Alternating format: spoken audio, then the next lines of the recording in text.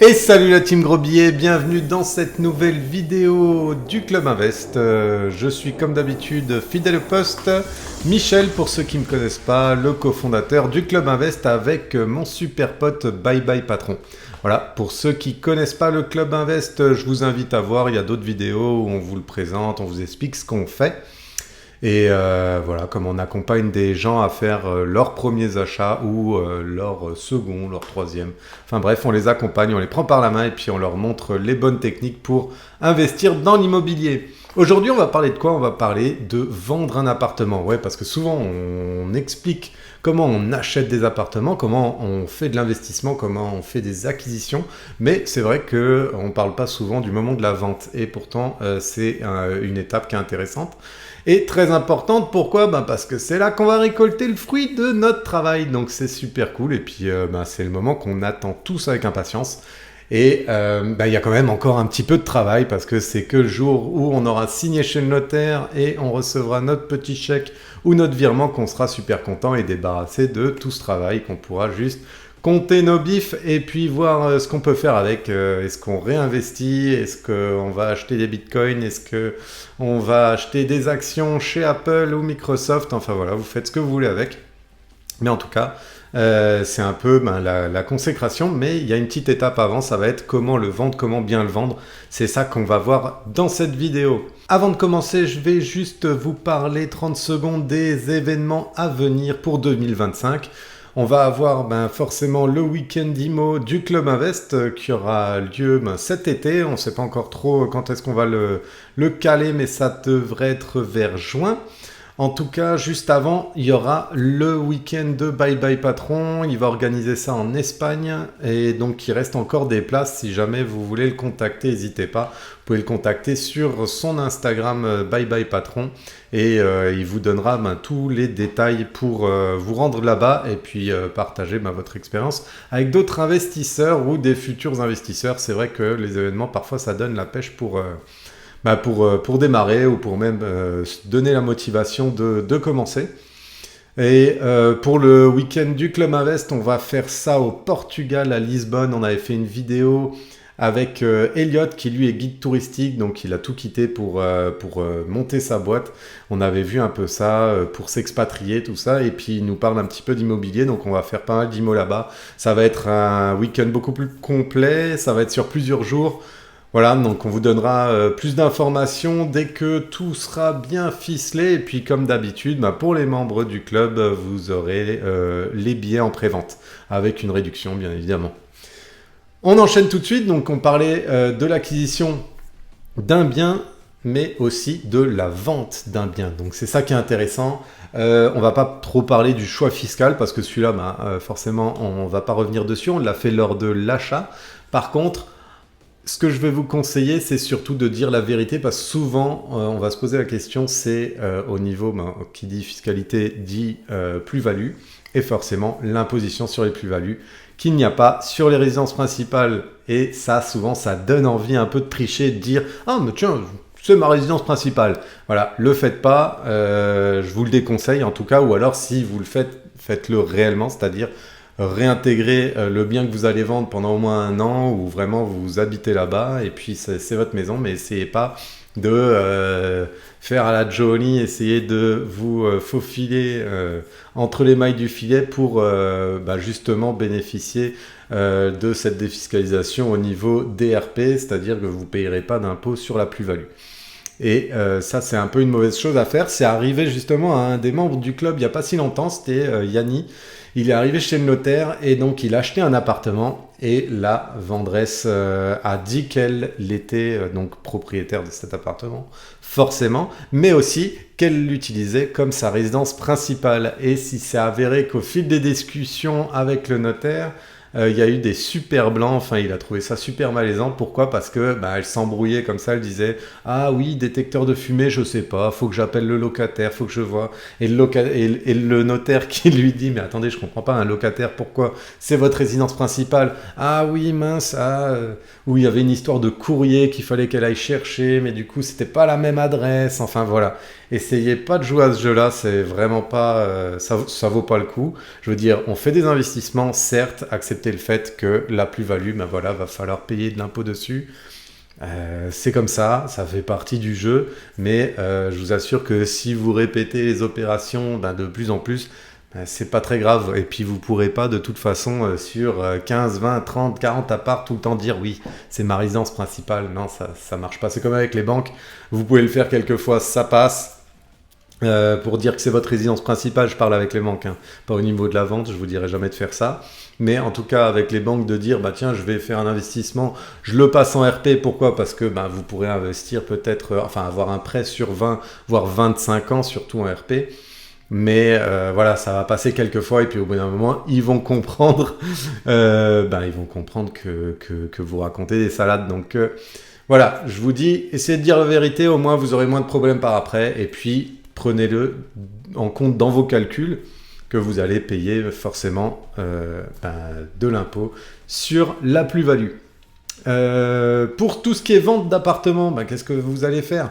Il y a deux options. Soit vous allez passer par un agent. Hein. Il y a des moments où ça peut être très intéressant. Regardez leur taux aussi. Plus votre bien il va être cher, moins le pourcentage va être élevé de leur commission à savoir. Donc demandez-leur.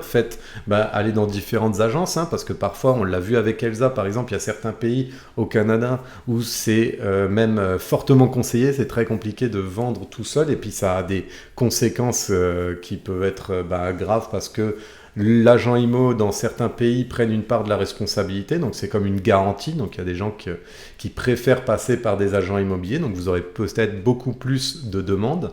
Par contre, il y a des moments où ça peut être beaucoup plus intéressant de le vendre par vous-même. Forcément, vous évitez la commission, par contre, c'est vous qui vous tapez tout le boulot. Donc oui, en France, moi ce que je vous conseille, c'est de commencer à essayer de le vendre tout seul. Si vous voyez que ça ne marche pas ou quoi, essayez de faire plusieurs devis dans différentes agences immobilières qui ont un peu pignon sur rue, que vous voyez, vous regardez un petit peu, vous baladez, vous regardez en gros les pancartes qu'il y a dans la rue, si c'est plus Guy Hockey, si c'est plus Century 21, si c'est plus Citia, peu importe. Tous, ils peuvent être bons, demandez-leur des devis, et puis souvent ils vont vous demander forcément l'exclusivité. En contrepartie de l'exclusivité, ils vont souvent vous payer peut-être les diagnostics. Voilà, donc ça va être obligatoire, c'est des choses que vous allez devoir fournir aux vendeurs, donc parfois ça peut être intéressant, c'est quand même un petit 3, 4, 500 euros d'économiser. Donc voilà, regardez ça, mais je dis pas qu'il faut dire ah non, pas d'agence, mais au moins au début, vous pouvez essayer par vous-même, si vous voyez que ça marche pas, vous pouvez passer par une agence. Ensuite, quand vous allez mettre votre annonce, c'est ce qu'on va voir, c'est comment on va mettre ça en place. Vous allez devoir vous rendre sur des sites, ça peut être Se Loger, ça peut être Le Bon Coin. D'ailleurs, tiens, voilà, ce qu'on va faire, ça va être plus simple, vous allez le voir. On va tout de suite aller sur Le Bon Coin, comme ça, on va regarder en direct, qu'est-ce qu'on va faire pour mettre en avant votre appartement et puis les erreurs à éviter. Allez, on se retrouve tout de suite. Et voilà, on y est directement sur la page du Bon Coin. Donc, vous inquiétez pas, si je vous regarde pas directement, c'est parce que j'ai un autre écran ici. Et puis, je vais directement vous montrer comment on va mettre en place la vente de notre appartement. Si jamais, ça c'est notre compte. Si vous voyez TBMR qui vous écrit pour vous acheter un bien, c'est nous, avec Thibaut, voilà, on utilise ce compte. C'est assez pratique, vous pouvez utiliser un compte pour deux si vous êtes associé. C'est super bien parce que quand vous voyez des annonces, vous pouvez directement les mettre dans vos favoris. Et dans ce cas-là, l'autre, il peut justement aller vérifier, aller regarder si vous partagez le travail. On a fait une petite vidéo sur l'association, donc profitez-en. Et puis regardez un peu les tips qu'on vous a donnés, comme partager un compte Le Bon Coin, c'est super pratique. Ça vous évite de vous envoyer à chaque fois les annonces. Hop, quelqu'un les pitch dans les favoris, et puis vous allez les éplucher et regarder si c'est votre job ou appeler les agents. Voilà, nous on se partage ça avec Thibaut. On aime bien, on trouve que c'est beaucoup plus simple comme ça et plus productif. Donc dans un premier temps, allez voir un peu ce qui se fait. Vous allez dans les ventes immobilières et puis vous allez regarder ce qui se vend un petit peu dans votre région. Donc là, il n'y en a pas, donc on va regarder un petit peu au hasard, voilà, et voir ce qu'il faut un peu éviter. Voilà, ce genre de photos, Est-ce que ça donne envie? Non, pas vraiment. Ça non plus. Enfin, voilà, vous pouvez voir, il y a vraiment des choses. Ça, c'est, bah, je pense qu'il voulait prendre la mer, par exemple. Pour ici, comme c'est à Menton, mais voilà, bah, ce genre de choses-là, essayez d'éviter ça. Là. Si vraiment, si vous voulez donner envie de vendre son F4 à Dijon, ok, d'accord, c'est Dijon, mais quand même, à 140 000, ouais, essayez de faire en sorte que la photo elle soit un peu plus jolie que ça, parce qu'il faut quand même que ça donne un petit peu envie. Je veux bien que l'appartement il soit super bien ou quoi, hein, je sais pas, on peut regarder un peu plus en détail, mais voilà, des photos super sombres comme ça, ouais, c'est pas super agréable. La base des choses déjà, c'est d'ouvrir toujours vos fenêtres pour faire rentrer la lumière quand vous prenez des photos, super important. Et puis, essayez de mettre ça en valeur. Là, vous voyez une porte, un mur, ça se voit que c'est coupé, c'est un peu fait à l'arrache. Essayez d'y mettre un petit peu bah, je sais pas, de jolies choses. Tiens, comment je fais pour ressortir d'ici? Voilà, parce que je crois que j'ai caché le bouton avec ma caméra. Donc, quand vous allez déposer votre annonce, vous allez dans déposer une annonce. Voilà, quel est le titre de votre annonce. Vous pouvez mettre, voilà, toujours un titre qui va remettre les mètres carrés. Ça, c'est super important parce que souvent, quand on fait de la recherche, mais ça, on l'a vu, on va chercher un bien qui correspond à ce qu'on veut. Donc, remettez déjà combien il y a de pièces directement, les mètres carrés. Et moi, je mets souvent le quartier.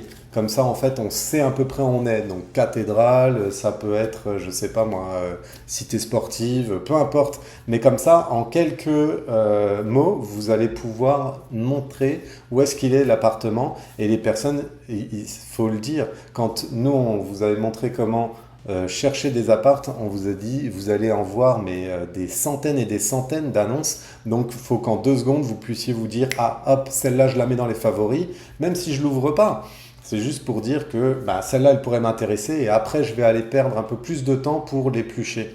Donc, c'est là que ça va être intéressant. Pareil pour les locations. Donc, vente immobilière, vous mettez ça et le type c'est une offre. On continue. Donc voilà, qu'est-ce que c'est? Ben forcément, c'est de l'ancien, on ne fait pas dans le viager. Mais si parfois ça donne envie au niveau des prix, on ne l'a jamais fait et je pense qu'on ne le fera pas parce que j'avais trop vu le film Le Viager quand j'étais jeune. Je vous conseille de le voir, c'est assez drôle. Et voilà, ça raconte juste l'histoire justement d'un bien qui est en viager et puis en fait la personne elle meurt jamais. Donc voilà, ça se passe de génération en génération. Vous choisissez la nature du bien, donc voilà, s'il est mansardé, tout ça, si c'est un loft, donc ça faut faire attention, si c'est une maison, un appartement avant, un parking aussi, hein, parce qu'on achète aussi des parkings, sinon c'est autre, vous pouvez mettre. De toute façon, ça n'a pas vraiment d'importance, ils vont vous le mettre, ça va catégoriser un petit peu votre bien, mais après vous allez pouvoir tout détailler dans l'annonce, et puis je vais vous dire exactement ce qu'il faut que vous mettiez. Donc là, c'est caractéristique. Donc voilà, est-ce qu'il y a un sous-sol, est-ce qu'il y a du chauffage au sol? Vous pouvez le rajouter, mais tout ça, vraiment, on va le détailler juste après. Donc voilà, on peut dire vendu, loué, si vous voulez. L'année de construction, donc vous pouvez mettre, si vous l'avez, parfois vous ne l'avez pas dans l'acte d'achat, mais vous pouvez essayer de le retrouver, donc soit à la mairie, soit en ligne aussi, parfois ça se trouve, ou alors vous demandez tout simplement à votre syndic, remettez donc la surface habitable, on va mettre 43 mètres carrés, le nombre de pièces, ça comme ça il va vous le rentrer automatiquement, le nombre de chambres, ça va être bien, la salle de bain s'il y en a plusieurs, le nombre d'étages dans l'immeuble, ça c'est super important et intéressant. Et moi, je le remets aussi dans le descriptif de l'annonce. Pourquoi? Parce que les gens, ils vont vous le demander souvent. Et puis, on l'explique quand on est acheteur, on le sait. Nous, on dit tout le temps emplacement, emplacement, emplacement, en pensant que c'est 3 fois la même chose, alors que on l'explique bien. Le premier emplacement, ça va être la ville. Le deuxième, ça va être le quartier. Le troisième emplacement, ça va être la position de l'appartement dans l'immeuble. Donc l'étage de votre bien, par exemple, ça peut être 1/3. Voilà, les gens ils vont se dire il est pas très, c'est pas un très grand immeuble par exemple. Et puis en plus on serait au premier étage, donc vous pouvez mettre aussi rez-de-chaussée. S'il y a un ascenseur, s'il y a un parking, donc voilà, peut-être place de parking 0. Extérieur, est-ce que vous avez un balcon, terrasse, jardin? On va dire que celui-là il y a un balcon. La classe énergétique, donc très important. En plus, pour la vente, aujourd'hui, je vous dis, les gens, ils n'arrêtent pas de demander ça. Alors qu'il y a quelques années, mais alors tout le monde s'en foutait totalement. Euh, Mettez-le, si jamais vous ne l'avez pas encore, mettez celle que vous aviez dans l'acte d'achat. Et puis, de toute façon, vous allez refaire un DPE et vous allez devoir refaire des diagnostics sûrement. S'ils sont plus à jour, si vous vendez, c'est forcément que vous l'avez gardé quelques années, à moins que ça soit pressé et qu'il soit encore bon. Dans ce cas-là, vous pouvez mettre la bonne lettre. Mais sinon, mettez le vieux et puis dès que vous avez le nouveau, vous pourrez le rajouter soit dans les commentaires, on verra comment modifier une annonce. Mais voilà, par exemple, on va mettre que c'est en D, ça c'est en C. Et puis ça, vous le ferez en fonction de vos documents. Essayez pas de mettre des choses qui sont fausses parce que, encore une fois, ça va se retourner contre vous. Si jamais vous mettez, vous dites, bah, tiens, c'est un B, alors qu'en fait, vous savez pertinemment qu'il est en D et vous espérez que ça va être un B, non. Et mettez tout le temps le pire. Et puis au mieux, vous arrivez en disant, ah, mais attendez, quand la personne vient visiter, on a fait les diagnostics, on a le nouveau DPE, regardez, en fait, il est passé de D en C. Voilà, donc la personne elle sera encore plus contente. Donc ça, c'est mieux dans ce sens que dans l'autre. Dans l'autre, vous risquez de perdre de potentiels acheteurs.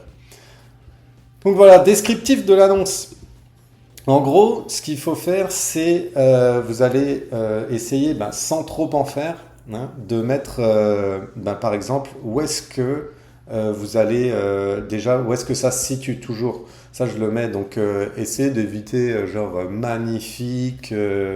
Je sais pas, magnifique appartement, super lumineux. Quand on essaye de trop en faire, là, ça me fait penser un peu, je sais pas s'il y en a qui sont allés voir le dernier Gladiator 2, là, de Ridley Scott. Il a essayé, je pense, de trop en faire en mettant des requins dans le Colisée, et je pense qu'à ce moment, j'ai failli me lever et partir.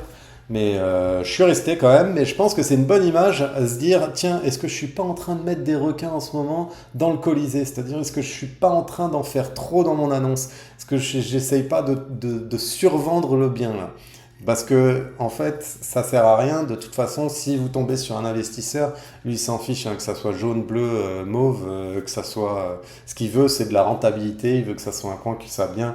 Il veut des faits. Donc, qu'est-ce qu'il va falloir mettre? Donc le DPE, on en a parlé avant, mais c'est toujours bien de le rappeler dans la description. Il va falloir mettre la taille, donc encore, vous le remettez, hein, 43 mètres carrés, c'est pas grave. Il y a des personnes, ils vont lire en diagonale, donc vaut mieux qu'ils le voient. Une bonne fois pour toutes, vous allez mettre aussi où est-ce qu'il se situe. Et pour ça, donc là j'avais mis quartier cathédrale, mais pour ça vous pouvez mettre un point de repère. Moi je mets souvent à 2 minutes de l'arrêt Intel, 2 minutes à pied. Souvent j'essaye de préciser pour dire vraiment si c'est proche de quelque chose, essayez de le tirer à votre avantage. Si par exemple, je sais pas, vous êtes près d'une rue qui est piétonne ou quoi, à 2 minutes à pied de la rue piétonne, ta. Comme ça, vous pouvez vraiment vendre ça. Ce qu'il va falloir rappeler aussi dans la description de l'annonce, ça va être tout ce qui est charge de copro. Mettez-le de manière annuelle, hein, pas votre dernière relevé de charge de copro qui lui est trimestriel. Vous le mettez à l'année. Donc si c'est 900, si c'est 1002, comme ça au moins, ça permet que les personnes, ils vont éviter de vous poser la question en disant « Ah, est-ce que c'est trimestriel, est-ce que c'est annuel ?» Vous le marquez en gros annuel et ça rentrera dans leur calcul. Vous mettez aussi la taxe foncière, super important. Comme ça, eh ben, ils ont directement toutes les infos. Donc vous mettez un petit peu où est-ce que ça se situe, où est-ce qu'on est. Forcément, vous faites un descriptif de l'appartement. Donc vous n'en mettez pas des tonnes, hein, n'oubliez pas les requins dans le Colisée, mais vous mettez vraiment ce que c'est. Ben voilà, 2 chambres, une salle de bain, tac, on y va. Les charges de copro s'étend. La taxe foncière s'étend. Voilà, comme ça au moins, toutes les informations sont là. Moi, ce que je rajoute, il y a 2 choses que je rajoute. Je rajoute agence s'abstenir. J'aime bien le mettre et pas forcément à la fin. J'aime bien le mettre juste avant ma dernière phrase. Pourquoi? Parce qu'il y a quand même des agences qui vont me parler et j'aime bien leur répondre. En fait, si vous ne savez pas lire une annonce, ça ne m'intéresse pas de travailler avec vous. Mais si par exemple il y a quelqu'un qui va me dire je sais que dans votre annonce vous avez marqué agence s'abstenir mais ça me semblait intéressant, là je vais commencer à discuter avec eux en disant toi t'es intelligent, t'as lu l'annonce. Les 3 quarts du temps ils vont pas le lire, ils vont juste vous envoyer j'ai un acheteur pour vous, voilà, donnez-moi votre argent et puis donnez-moi votre appart. Donc moi je leur réponds vous savez pas lire, merci, au revoir. parce que s'ils ne prennent pas le temps de lire votre annonce, ils ne prendront pas le temps de lire les documents, donc ils ne vont pas bien vendre votre appartement. Et en dernière phrase, je marque tout le temps, n'hésitez pas à me contacter par message, parce que je ne laisse pas mon numéro de téléphone, sinon vous allez avoir, si vous avez un super bien, ce que je vous souhaite, vous allez avoir un téléphone magique qui sonne tout le temps. Donc je marque, n'hésitez pas à me contacter par message en vous présentant un petit peu. Pourquoi je dis ça? C'est une phrase en fait qu'on utilise aussi quand on met des appartements en location. On demande toujours à ce qu'ils se présentent un petit peu. Pourquoi? Parce que c'est la manière, je pense, la meilleure manière que vous allez avoir pour voir si la personne, déjà, elle s'exprime correctement et ça peut être un potentiel acheteur. Nous, le but, c'est pas de perdre du temps, donc on va pas perdre du temps avec quelqu'un en fait qui prend pas le temps de vous expliquer pourquoi il va acheter, qu'est-ce qu'il va en faire, qu'est-ce qu'il cherche exactement. Donc quand vous demandez ça, les personnes qui prennent le temps, qui expliquent un petit peu, voilà, par exemple, je suis en couple, je cherche une RP, ou alors je suis investisseur, je suis avec un associé, je cherche à investir dans la région. Nous, quand on nous l'écrit et qu'on cherche des appartements, on explique un petit peu. Et puis, ça permet de présenter et de se dire, voilà, je suis en train de parler avec une bonne personne. Donc là, on va faire n'importe quoi, hein, on s'en fiche. Le but, c'est de passer à l'étape suivante. Donc voilà, vous pouvez mettre n'importe quel prix, vous mettez ça, vous pouvez mettre 1 million, vous pouvez mettre peu importe. Mais le but, c'est de mettre forcément le bon prix. Donc au niveau du prix, ça aussi, quand vous allez vendre, je sais, il y a l'affectif souvent qui rentre en compte, surtout quand ce n'est pas des investissements, mais c'est votre RP. Mettez-le au prix que vous pensez. Toujours on explique, comparer avec le marché avant, ça va vous aider aussi à trouver un prix. Vous allez aussi sur Meilleurs Agents, bien évidemment, pour voir un petit peu ce qu'il en est du marché, ce qui a été vendu il y a 6 mois. On le répète, mais je réexplique tout le temps que Meilleurs Agents, la limite, c'est que en fait, c'est des prix qui ont été négociés il y a à peu près 6 mois. Entre le moment où c'est négocié, que le compromis est signé, qu'on attend les offres de prêt, qu'on va le signer chez le notaire, et là, hop, ils rendent ça public. Donc, ça a 6 mois de latence, en gros, entre le moment où vous avez le prix et puis le moment où il est divulgué sur Meilleurs Agents. Donc, regardez ça, c'est quand même un super bon indice, et puis ça va vous aider un petit peu pour ceux qui pensent que leur bien il est génial ou quoi, à redescendre un petit peu sur terre. Malheureusement, c'est souvent le cas. On pense souvent que notre bien il vaut super cher. Mais par contre, si vous en êtes persuadé, tant mieux, mettez le prix que vous pensez, et puis vous allez le laisser 1 ou 2 semaines. Vous verrez bien. Si vous avez personne, c'est que c'était sûrement pas le bon prix. On a une bonne vidéo aussi dans la BAO avec des agents immobiliers qui vous expliquent un petit peu les différents paliers et puis le processus en fait de descente de prix jusqu'à arriver à un prix du marché. Le but c'est d'essayer ça et comme on dit souvent, il y a un pigeon qui se lève tous les jours. Donc si ça se trouve, vous allez trouver quelqu'un qui va acheter votre bien parce qu'il va tomber amoureux de ce bien-là directement et à votre prix. Donc tant mieux et je vous le souhaite. Les charges de copropriété annuelles, vous les remettez. Donc voilà, ça peut être par exemple 900 €. Hop, et on passe à l'étape suivante. L'étape suivante, les photos. Donc on en a déjà parlé. Faites des photos qui sont belles, qui sont lumineuses, avec les fenêtres ouvertes pour faire rentrer la lumière. Je le répète, mais c'est important. Je vois trop de photos qui sont horribles et même des agences avec qui j'avais fait confiance. Je leur ai dit, tenez, prenez mon appartement, parce que moi j'ai vendu des appartements par moi-même, j'en ai vendu avec des agences, j'ai mis de la location, j'en ai fait par moi-même, j'en ai fait avec des agences et j'ai vu vraiment énormément de choses. Et je peux vous dire qu'il y a des agences qui rangent même pas, qui essayent de louer, qui laissent du bordel sur la table, avec du sel ou quoi, je sais plus, c'était un Airbnb que j'avais, et puis voilà, enfin c'est... Ou qui prennent des photos volets fermés.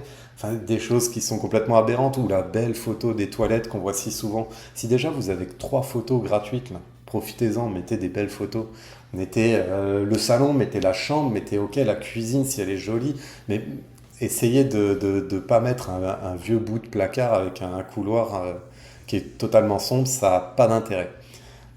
Moi, ce que je vous conseille, c'est d'y aller avec les 3 photos, mais de faire des belles photos, et faites-en beaucoup plus, parce que les potentiels acheteurs vont vous en demander plus. Donc c'est bien d'en avoir encore. Si jamais vous avez une très belle salle de bain, par exemple, vous n'êtes pas obligé de la mettre. Vous avez une chambre à coucher, un salon, je ne sais pas, imaginons que c'est un T2. et vous avez une cuisine, vous mettez ça et vous gardez en réserve votre très belle salle de bain qui est un peu votre joker si vous voulez. Et quand la personne va vous demander plus de photos, vous lui envoyez ça et là il va dire waouh. Ouais, de créer un petit peu le waouh et se dire allez, faut que je me dépêche, faut que j'aille faire une visite pour voir ce qu'il en est. Donc vous pouvez la jouer un petit peu comme ça. Souscrire au pack de 17 photos, je vois pas l'intérêt. Je trouve ça ultra cher, mais je pense qu'on va reparler du prix juste après. En tout cas, est-ce qu'on peut passer sans mettre de photos? Ouais, allez hop, on peut passer. Situer votre bien, super important parce que bah, pareil, ça va jouer quand les gens vont faire leurs recherches. Donc moi, ce que je vous conseille, c'est de mettre le nom de la rue. Tiens, je l'ai pas dit. Dans la description de l'annonce, mettez le nom de la rue. Au moins. Il y a beaucoup d'agences qui ne le font pas parce qu'ils ont peur de se faire piquer leur offre ou tout ça. Mais moi, alors je veux bien qu'on ne mette pas le numéro ou quoi, ça je le comprends. Mettez au moins le numéro de la rue, ça aide beaucoup les personnes qui vont vouloir acheter votre bien. Moi, je passe mon temps à appeler des agences et leur dire hey, c'est quoi l'adresse du bien? Ils sont tout le temps là. Je veux pas vous le dire, tout ça. Et là, moi, il faut que je sache où est-ce qu'il est parce que il y en a, ils marquent hyper-centre dans les annonces parce que les agences, ils aiment bien marquer ça alors qu'en fait, le truc, il est au bord de l'autoroute à 15 bornes, ça a aucun intérêt. Ça me fait juste perdre du temps et à eux aussi en plus. Donc, je leur dis, hey, s'il vous plaît, donnez-moi au moins le nom de la rue. Donc, mettez-le nom de la rue et puis comme ça, vous pourrez directement, ça sera un peu, ça va affiner les recherches des personnes qui vont être des potentiels acheteurs. Veuillez saisir une adresse mince, on ne peut pas le passer. On va marquer ça, je sais pas moi. Rue de Brac. Allez, c'est parti, il est à rue de Brac. Et voilà, j'avais coupé, pourquoi? Parce qu'il y a mon numéro de téléphone qui s'est affiché, tout simplement. Donc là, vous allez mettre le vôtre, vous mettez masqué le numéro, pourquoi? Bah, je vous en ai parlé juste avant, c'est pour éviter d'avoir un téléphone magique si jamais. Et puis il y a beaucoup de gens qui appellent, donc forcément c'est toujours mieux. Moi je préfère, je vous conseille par message. Vous avez le temps au moins de répondre, de chercher les infos et refuser tout démarchage commercial. Ça aussi je l'active. Pourquoi? Parce que ben j'ai pas envie d'avoir plein de pubs qui m'appellent, même si vous allez avoir des messages donc d'agence parce qu'ils lisent pas vos descriptions. On passe à la suite et voilà, boostez votre annonce, on en parle. On avait dit qu'on allait en parler, donc on en parle maintenant. Ça va être le prix des annonces sur le Bon Coin, c'est devenu délirant. Je comprends pas. Voilà, chaque jour, pendant 30 jours, 179 euros.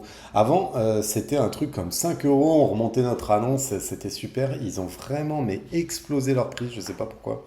Mais ça devient complètement dingue. En tout cas, je pense que, et c'est mon avis personnel, ils vont se faire bouffer par Marketplace dans pas longtemps. Ça va être violent. Pourquoi? Parce que je le vois ici, à l'étranger, ils- personne n'utilise le Bon Coin, forcément, parce que c'est en France. Mais, et une partie de l'Europe, je pense en Belgique aussi, ça marche pas mal.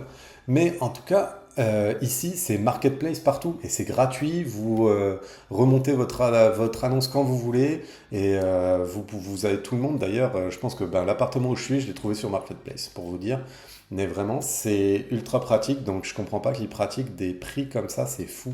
60 euros pour remonter votre annonce pendant 7 jours. C'est dingue. En tout cas, voilà, il faudra le faire. Nous, on le fait régulièrement hein, quand vous arrivez à l'approche de la date de votre visite que vous avez setée avec quelques personnes. On remonte toujours l'annonce quelques jours avant. Pourquoi? Pour avoir encore plus de personnes pour optimiser votre journée de visite. Si déjà vous allez faire visiter votre bien pour le vendre, c'est toujours mieux d'avoir le plus de monde possible. Comme ça, forcément, vous avez le plus de prospects possible. Donc après, tout ce que vous avez à faire, c'est déposer sans booster votre annonce et puis ils vont la checker et puis la mettre en ligne. Voilà, ça c'était pour la petite partie prix et puis au moins vous aurez toutes les ficelles pour pouvoir mettre une bonne annonce en ligne qui donne envie. Donc voilà, encore une fois, si jamais vous ne voulez pas non plus payer la deuxième fois, qu'est-ce que vous faites? Vous la supprimez, vous attendez 24 heures et puis vous la remettez. Le petit conseil aussi que je vous donne, c'est de toujours répondre aux messages qu'on vous envoie. Même si c'est une agence que vous n'avez pas envie, répondez-leur, dites-leur non, je ne suis pas intéressé ou quoi que ce soit. Mais ne laissez pas un compte qui ne répond pas aux annonces. Surtout si vous faites des tests ou quoi. Pourquoi? Parce que après, bah, ils vont vous bloquer votre compte. Je le sais, ça nous est arrivé. Donc voilà, c'est pour ça que je vous le dis. Répondez bien et puis avec toutes ces infos, vous pourrez vraiment essayer de vendre au mieux votre petit bien ou votre gros bien si c'est par exemple un immeuble ou des grosses maisons. En tout cas, je vous le souhaite et puis je vous dis à bientôt, à dans 2 semaines et puis n'oubliez pas, faites des gros billets. Bye.